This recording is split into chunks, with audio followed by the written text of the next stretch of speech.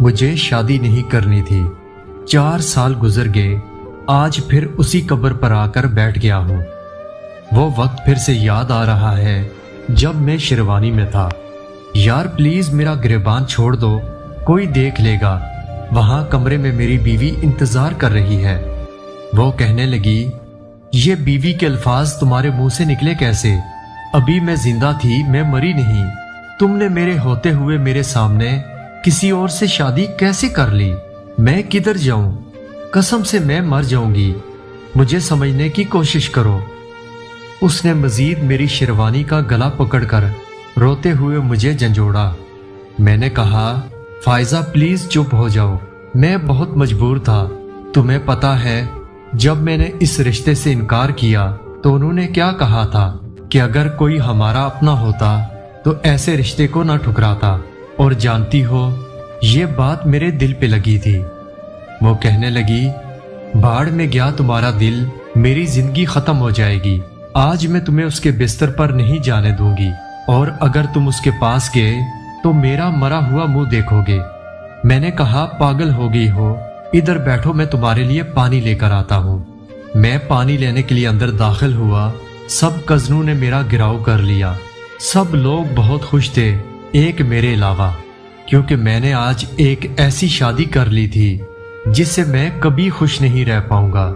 ویسے لڑکوں کے بارے میں یہ مشہور ہے کہ ان کو بس لڑکی چاہیے، پر آج میں چیخ چیخ کے بتانا چاہتا تھا کہ ایک لڑکے کا دل ٹوٹا ہے رشتوں کو نبھاتے ہوئے۔ آج ایک لڑکا ریزہ ریزہ ہو گیا۔ میں کزنوں کے شور میں اس پگلی کو بھول گیا جس کے لیے میں پانی لینے آیا تھا۔ سب نے مذاق کرتے ہوئے مجھے کمرے میں داخل کر دیا جہاں ایک لڑکی دلہن بنی میرے انتظار میں تھی، جو بہت سج سنور کے بیٹھی ہوئی تھی۔ میں جیسے ہی کمرے میں داخل ہوا مجھے ایک شور سنائی دیا۔ میں اسی وقت پلٹا، بھاگ کر جا کر دیکھا تو کوئی زمین پر تڑپ رہا تھا۔ ہاں، یہ وہی کملی تھی جو اپنی آخری سانسیں لے رہی تھی۔ میری آنکھوں کے سامنے اندھیرا سا چھا گیا اور میں نے بھاگ کر اس کو اپنی گود میں اٹھا لیا اور زور زور سے چیخنے لگا، گاڑی نکالو۔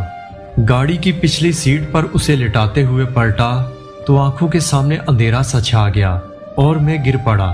میں جلدی سے اٹھا، گاڑی میں بیٹھا اور اس کے سر کو گود میں لے کر اسے پکارنے لگا۔ 2 بار نام پکارنے کے بعد میری آواز گلے میں اٹک گئی۔ اس کے منہ سے جاگ نکلنے لگی، اس کا تڑپنا بند ہو چکا تھا۔ اس کی آنکھوں سے بہتے آنسو اب بند ہو گئے تھے۔ ہسپتال کی ایمرجنسی میں لے جاتے ہوئے میں نے اسے گود میں اٹھا رکھا تھا۔ اس کا بازو لٹکا ہوا جھول رہا تھا۔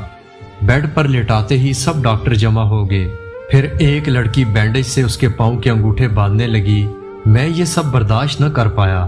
میرے آنسو تھم گئے تھے، مجھے رونا نہیں آ رہا تھا، میرے آنسو ہی رک گئے تھے۔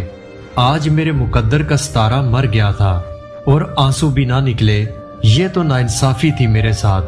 پھر ایک لڑکی میری طرف آئی اور کہنے لگی، سر یہاں پر آپ سائن کر دیں۔ دن وہی تھا، تاریخ وہی تھی، بس وقت تبدیل تھا۔